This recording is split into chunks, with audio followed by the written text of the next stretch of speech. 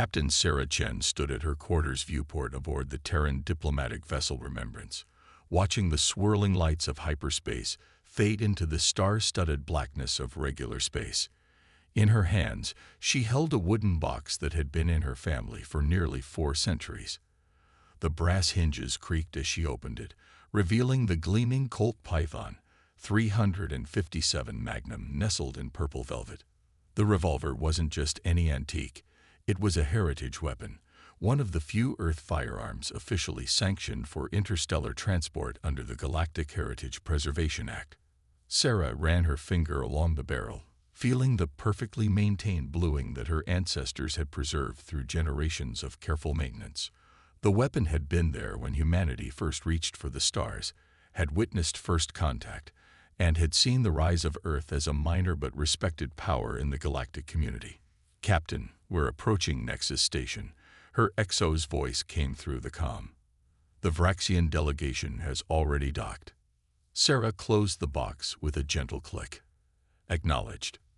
Tell Ambassador Roberts I'll meet him in the diplomatic suite in 20 minutes.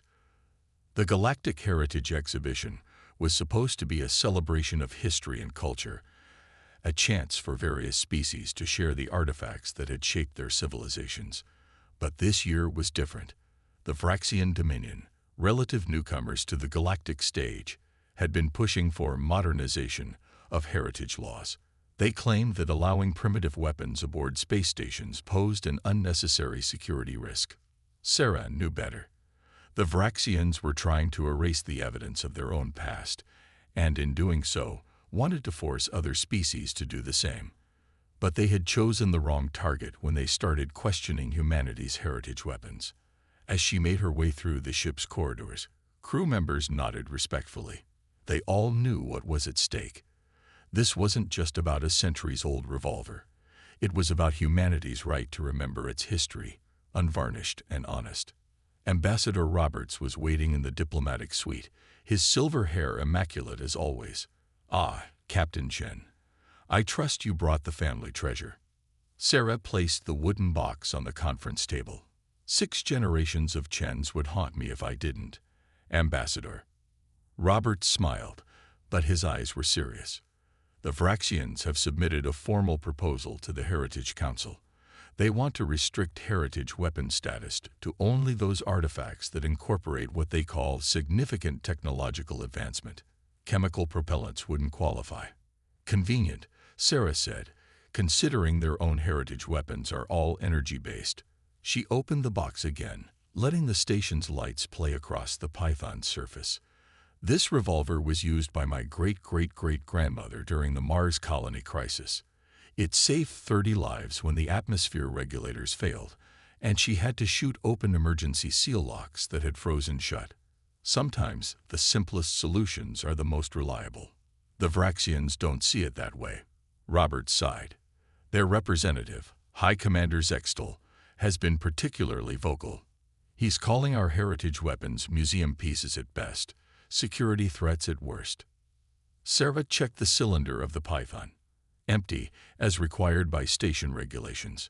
The action was still butter smooth, each click of the mechanism precise and perfect. "Then maybe it's time they learned why we keep these museum pieces in working order." The station's docking tube extended smoothly, connecting with the Remembrance's airlock. As they waited for pressure equalization, Sarah could see other ships through the transparent sections, the crystalline formations of Aldebarani vessels, the organic curves of Medusan ships, and the geometric precision of Vraxian crafts. Each species had brought their own heritage weapons, their own pieces of history. "Captain," Roberts said quietly, "the Heritage Council has agreed to allow a demonstration portion of the exhibition this year. Each species will be permitted to show their weapons in a controlled environment." Sarah raised an eyebrow. "Live fire demonstrations. That's new." The Vraxians pushed for it. They're confident their energy weapons will prove superior. "They're missing the point entirely," Sarah said, securing the wooden box under her arm as the airlock cycled open. "These weapons aren't about superiority. They're about remembrance." As they stepped onto Nexus Station, Sarah could feel the weight of history in her hands. The python wasn't just metal and wood. It was a bridge between Earth's past and humanity's future among the stars. And if the Vraxians wanted to challenge that connection, they were about to learn why humans had survived and thrived despite being one of the technologically youngest species in the galaxy. Sometimes the oldest lessons were the most important ones, and Sarah Chen intended to teach those lessons, one carefully preserved round at a time. The station's grand exhibition hall was already filling with delegates from 24 species. Sarah could see the towering insectoid Stizik with their ceremonial sonic disruptors, the aquatic medusans with their pressure wave generators, and the crystalline Aldebarani with their light fraction beams. Each weapon was a window into the past, a glimpse of how each species had survived their own trials to reach for the stars. The Vraxian delegation was easy to spot.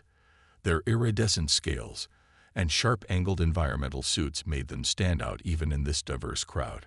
High Commander Zextal's head frills flared slightly as Sarah and Roberts approached, a sign of either interest or aggression. Xenologists were still debating Vraxian expressions. Ambassador Roberts. Zextal's translator rendered his clicks and whistles into standard. And this must be Captain Chen. I understand you've brought one of your historical artifacts. The way he said it made historical artifacts sound like obsolete junk. Sarah kept her diplomatic smile in place. Indeed, High Commander. The Chen family python has been a registered heritage weapon for 3 centuries. Fascinating, Zextal said, in a tone that suggested it was anything but. Though I must question the wisdom of maintaining functioning examples of such primitive technology. Surely a non-functional display piece would serve the same historical purpose. Before Sarah could respond, a deep thrumming voice interrupted. Your pardon, High Commander, but I must disagree. An elderly Stizik stepped forward, its antennae waving in what Sarah recognized as a gesture of respect. I am Elder Ketkik, and I have studied the heritage weapons of many species. The maintenance of functionality is crucial to understanding their true significance. Sarah felt a surge of gratitude toward the Stizik elder. The insectoid species had been humanity's first allies in space, and they understood better than most the importance of preserving the past. The exhibition was about to begin, and Sarah could feel the tension building. The Vraxians had thrown down a challenge to humanity's place in the galactic community, but they had overlooked something critical. Every weapon in that wooden box had a story, and Sarah Chen knew them all. The exhibition hall's lighting dimmed as the Heritage Council chairman, a Medusan whose translucent body rippled with bioluminescent patterns, took the central platform. Sarah stood with the other representatives, her wooden box held close. Around her, dozens of species clutched their own heritage weapons, each one a testament to their civilization's journey to the stars. We gather today. The chairman's words were translated in cascading waves of light and sound, to honor the paths that brought us here. Each weapon presented is more than a tool of war. It is a story, a lesson, a piece of wisdom passed down through generations. High Commander Zextal's scales shifted to a deeper shade of blue as he stepped forward for the first presentation. The case he carried hummed with contained energy, its crystal housing pulsing with an inner light. The Vraxian Pulse Striker, he announced, represents the pinnacle of our early energy weapon development. Its quantum-entangled targeting system was revolutionary for its time. The weapon he revealed was beautiful in its complexity, a lattice of crystalline structures and energy conduits that seemed to fold through dimensions that hadn't been discovered when Sarah's python was forged. This weapon, Zextal continued, demonstrates why we must move forward, not cling to primitive technologies. It can calculate its own trajectory, compensate for atmospheric conditions, and strike with precision that chemical propellants could never achieve. Elder Ketkik's antennae twitched. Yet it requires a power source that must be carefully maintained, does it not? And if that power source fails? Our technology does not fail, Zextal snapped, his translator struggling to keep the emotion out of his voice. Unlike powder and lead, energy weapons represent true advancement. Sarah watched as other species presented their heritage weapons. The Stizik's sonic disruptor could liquefy solid matter with precisely tuned frequencies. The Aldebarani light fraction beam could split into multiple targeting vectors mid-flight. Each weapon was impressive, each one a technological marvel for its time. But Sarah noticed something as the presentations continued. The more advanced the weapon, the less its presenter spoke about its history, about the beings who had first wielded it. It was all specifications and capabilities, nothing of the lives saved or lost, the lessons learned. When her turn came, Sarah opened the wooden box slowly, letting everyone see the care that had gone into preserving the Python. "This weapon," she began, "has no quantum targeting. It cannot calculate its own trajectories. It is, as some have said, primitive." Her eyes met Zextal's compound gaze. "But it has never needed a power source. It has never failed due to electromagnetic interference. And most importantly, it has taught every generation that has carried it the same lesson: responsibility." She lifted the revolver, its weight familiar in her hands. Every round loaded must be accounted for. Every trigger pulled is a deliberate choice. There is no computer to blame if you miss, no targeting system to fault if you hit something you shouldn't. This weapon demands understanding, of physics, of consequence, of the simple truth that taking a life, or saving one, should never be easy. A murmur went through the crowd. Sarah continued, "My great-great-great-grandmother used this revolver to save 30 lives during the Mars colony crisis, not because it was the most advanced weapon, but because she understood exactly what it could and couldn't do. She knew precisely how much force it would take to break those frozen locks, because her mother had taught her, just as her mother had been taught." The Medusan chairman's patterns shifted thoughtfully. "You speak of teaching, Captain Chen. What lessons does such a weapon hold for the modern age?" "That complexity isn't always strength," Sarah replied. "That understanding your tools, truly understanding them, down to their basic principles, is more important than having the most advanced technology. And that sometimes the old ways persist because they work." Zextal's scales flushed with color. "Pretty words, Captain, but they do not change the fact that such weapons are outdated, dangerous even in their unpredictability." Unpredictable. Sarah allowed herself a small smile. "High Commander, would you care to put that theory to the test? The Heritage Council has approved live-fire demonstrations this year, as you yourself requested." The challenge hung in the air like gunsmoke. Sarah could see Ambassador Roberts tense slightly, but she knew this was necessary. The Vraxians had pushed for demonstrations believing their energy weapons would prove superior. Now they would have to follow through. "The demonstration arena will be prepared in 1 standard hour," the chairman announced.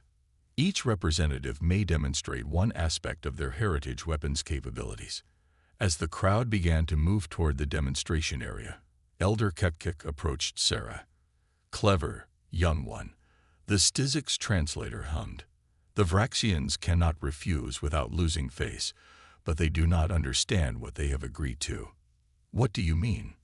Sarah asked, though she had her suspicions. "They believe this will be about accuracy, about power. They do not realize it will be about stories." The elder's antennae waved in what Sarah had learned was amusement. "And humans, I have noticed, are very good at making history remember their stories." Sarah checked the python one last time, feeling the weight of those stories in her hands. She had grown up hearing tales of this revolver, had learned to shoot with it under her father's careful guidance. Every scratch and wear mark was a lesson. Every modification a chapter in her family's history. The demonstration would show more than accuracy. It would show why humanity kept these primitive weapons functional, why they passed them down through generations. Some lessons couldn't be taught by manuals or computers. Some wisdom had to be earned, one careful shot at a time. The demonstration arena was a marvel of engineering, a spherical chamber lined with energy-absorbing materials that could handle everything from sonic blasts to plasma bursts. Sarah watched as technicians set up various target arrays, some holographic, others physical, each designed to test different aspects of weapon functionality. High Commander Zaphod had been first to select his demonstration scenario. The Vraxian chose a complex target array, 100 hovering drones programmed to move in unpredictable patterns, a targeting challenge that would showcase his weapon's computational capabilities. "Observe," he announced, his scales shimmering with confidence. The true meaning of advancement. The pulse striker hummed to life in his hands, its crystalline structure beginning to pulse with contained energy. The weapon's targeting system created a web of light around him, analyzing trajectories and calculating intercepts. The drones launched into motion, becoming a chaos of movement. Zaphod didn't even seem to aim. He simply held the weapon steady as it tracked targets. Pulses of energy lashed out in perfectly timed sequences, each shot splitting into multiple targeting vectors. Drones fell from the air in groups, their circuitry overloaded by precise energy bursts. In less than 30 seconds, all 100 targets had been neutralized. The Vraxian delegation's head frills rippled with pride. "Perfect efficiency," Zaphod declared. "No wasted energy, no random chance, no human error. This is why primitive projectile weapons have no place in modern space." Other demonstrations followed. The Aldebarani showed how their light fraction beam could bend around corners, following complex geometric patterns to hit targets that weren't even in direct line of sight. The Medusans demonstrated their pressure wave generators' ability to create precise force fields that could trap or repel targets. Each display was impressive in its own way, showcasing technologies that would have seemed like magic when Sarah's Python was first crafted. But she noticed something as she watched. Each demonstration became increasingly complex, as if the species were trying to outdo each other with technical sophistication. When it was her turn, Sarah stepped into the arena with just the Python and 6 rounds, the traditional loading for the revolver. No targeting systems, no power sources, no computational aids, just steel, wood, and centuries of accumulated wisdom. "My demonstration will be different," she announced. "I won't be shooting at drones or energy targets. Instead, I want to show you why we keep these weapons functional, why we pass them down through generations."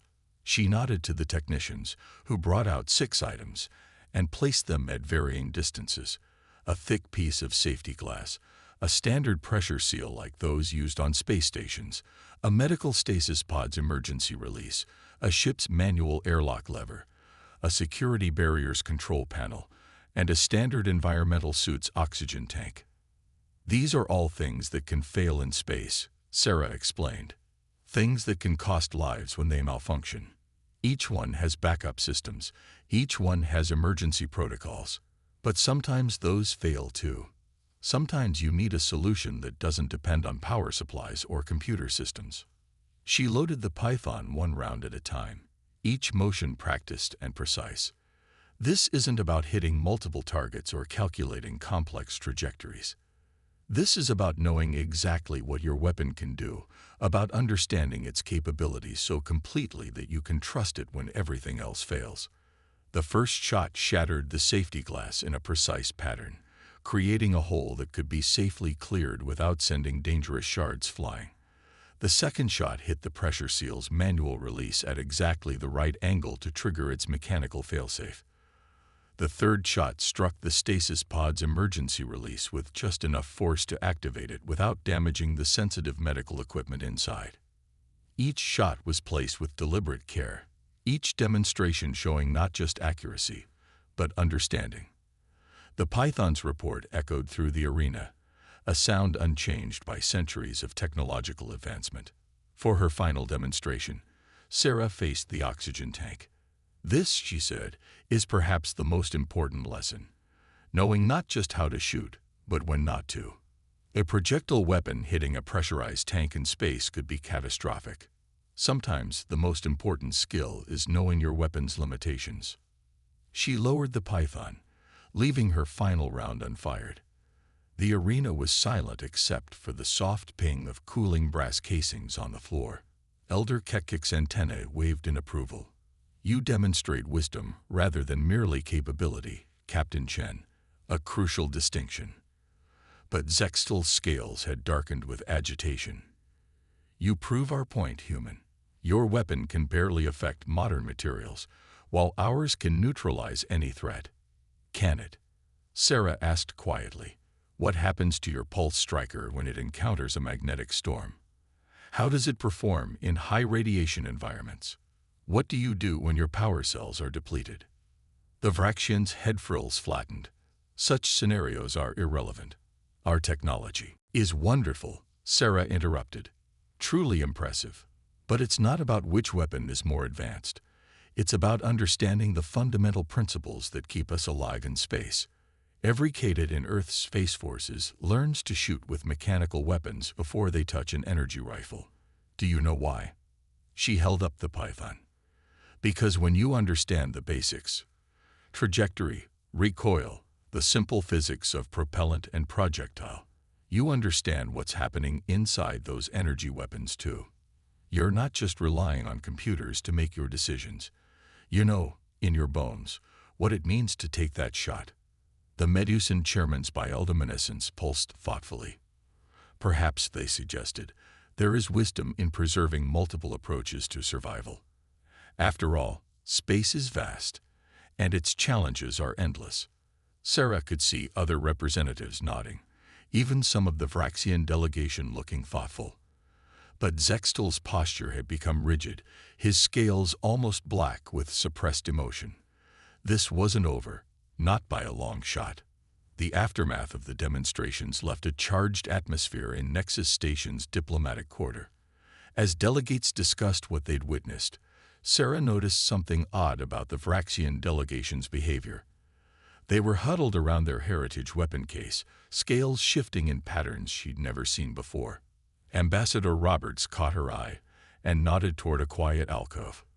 That was quite a demonstration, Captain, he said once they were alone.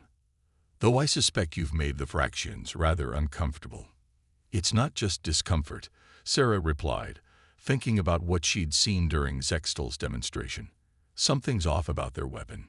Did you notice how they never let anyone else examine it closely? Every other species has been sharing technical specifications, historical documentation. The Vraxians are naturally secretive, Roberts mused. But you're right. Even for them, this seems excessive. Sarah's curiosity was piqued. As a child, she'd spent countless hours studying the history of firearms, learning how different cultures approached the challenge of survival. Something about the pulse striker's design had been nagging at her since she'd seen it in action. Elder Kekik approached, mandibles clicking softly. Your instincts serve you well, Captain Chen. My species has long memories, and something about the Vraxian weapon stirred old records. What do you mean? The Stizik Elder's antennae waved in a pattern indicating cautious revelation. 300 years ago, before the Vraxians joined the galactic community, my people encountered similar weapon signatures on the outer rim. They were not Vraxian in origin. Sarah's eyes widened. You think they're lying about the weapon's heritage? Think carefully about its design, Kik suggested. About how it functions. Sarah closed her eyes, recalling the weapon's crystalline structure, the way it processed targeting data, the unique energy signature of its shots. Something clicked in her mind. The quantum-entangled targeting system, she breathed. It's not just advanced, it's impossible. Roberts looked confused. Impossible. But we all saw it work. No, Sarah said, excitement building. What we saw was a weapon using conventional energy pulses guided by an extremely sophisticated targeting computer. The true quantum entanglement on that scale would require. She stopped, realizing the implications. It would require technology far beyond what the Vraxians claimed to have developed during their early space age. Kik's antennae twitched in approval. Your understanding of fundamental principles serves you well. The Vraxians' push to restrict heritage weapons suddenly takes on new meaning. Does it not? Sarah thought about her python, about how its simple, mechanical nature made it impossible to disguise its true origins. Every part of it told the story of its creation, of the level of technology that had produced it. But the pulse striker, they're trying to hide something, she said. But what? The answer came from an unexpected source. A junior member of the Vraxian delegation, scales shifting nervously, approached their group. "Captain Chen." The translator rendered their clicks into a whisper. "What you said about understanding basic principles. It reminded me of something from my studies. Something we're not supposed to discuss." Sarah stayed quiet, letting the young Vraxian continue. "Our history speaks of a great discovery during our early space exploration. A derelict ship, technology far beyond our understanding. The official records say we reverse engineered it, developed our own versions. But you didn't, did you?" Sarah finished gently. "You copied it, claimed it as your own heritage." The Vraxian scales shifted to a pale blue. Shame, Sarah realized. The original weapons were different. Simpler, in some ways. Like yours, they required understanding, not just interface. But our leaders decided that admitting we'd found them would make us seem primitive. So they created a new history, one where we developed everything ourselves. Roberts inhaled sharply.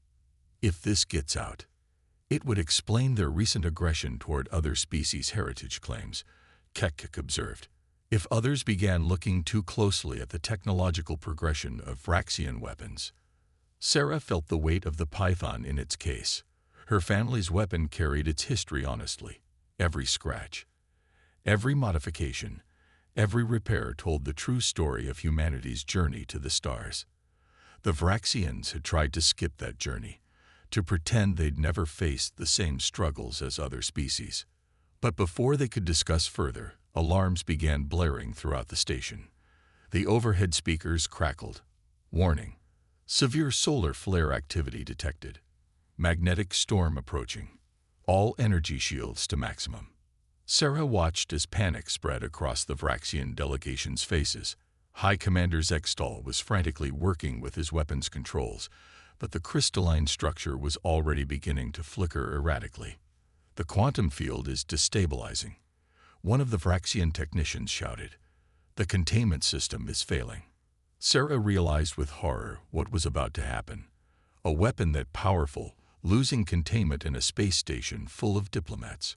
She reached for her python, mind racing through everything she knew about energy weapons, about basic physics, about what happened when sophisticated technology failed, and you had to fall back on fundamental principles.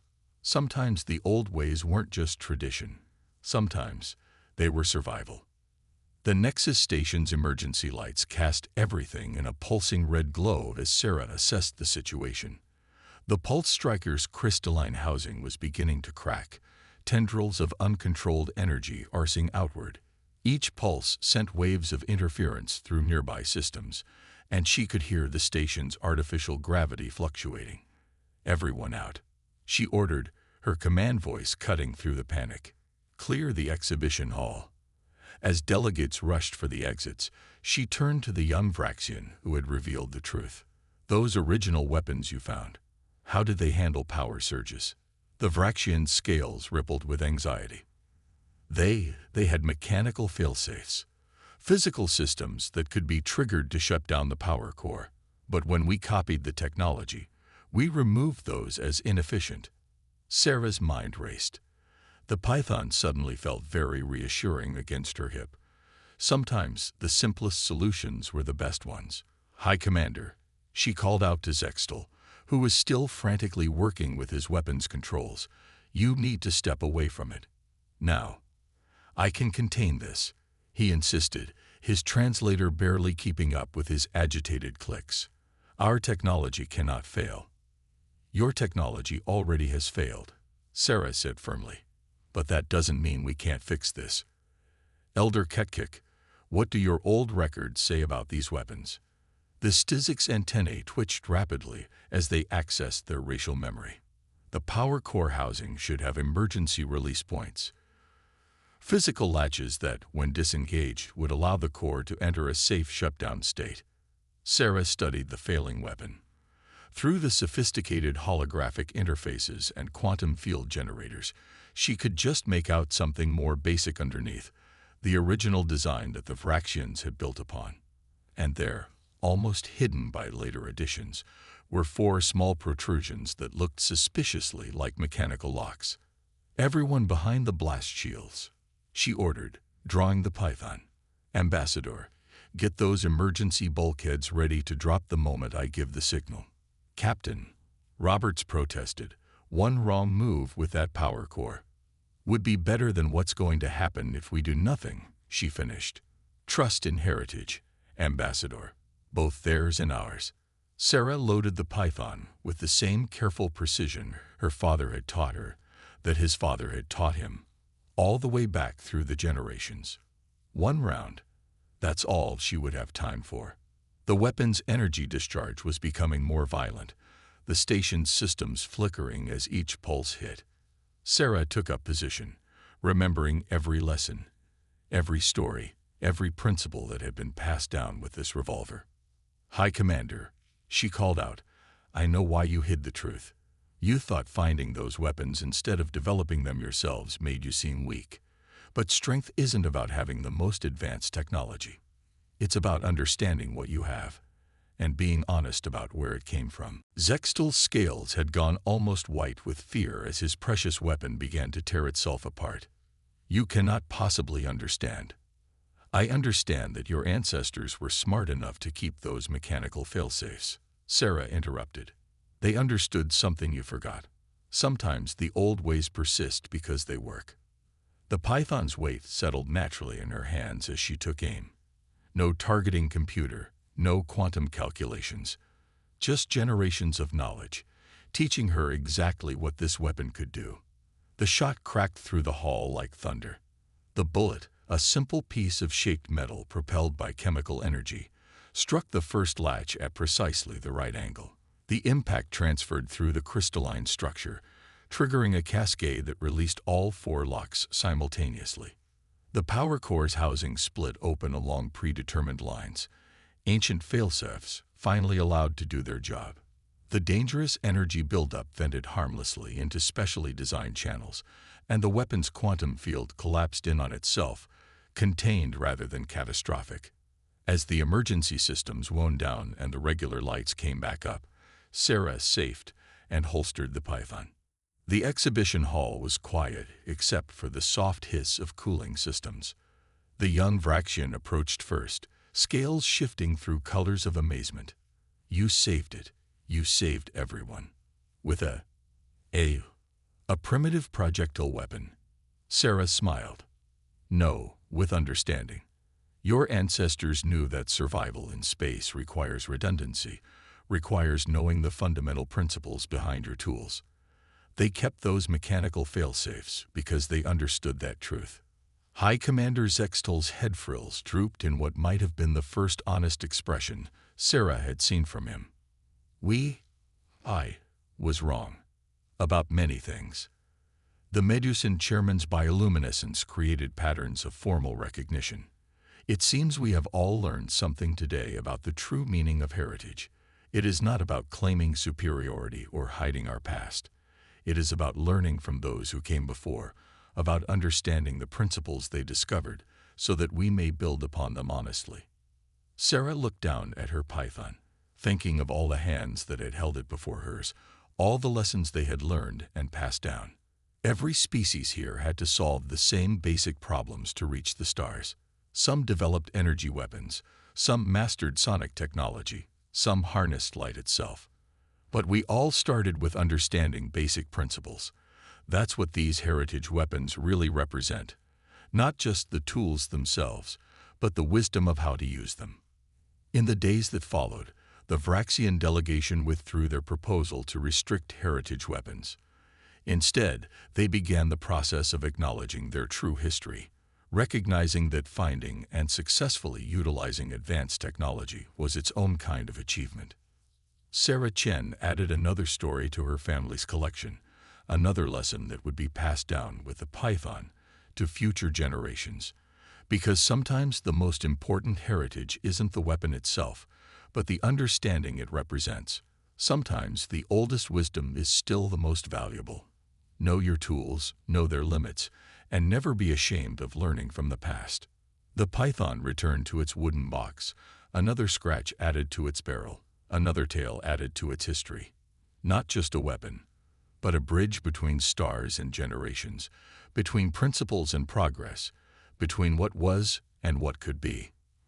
In the end, that was what heritage truly meant, not just preserving the past, but understanding why it still mattered for the future.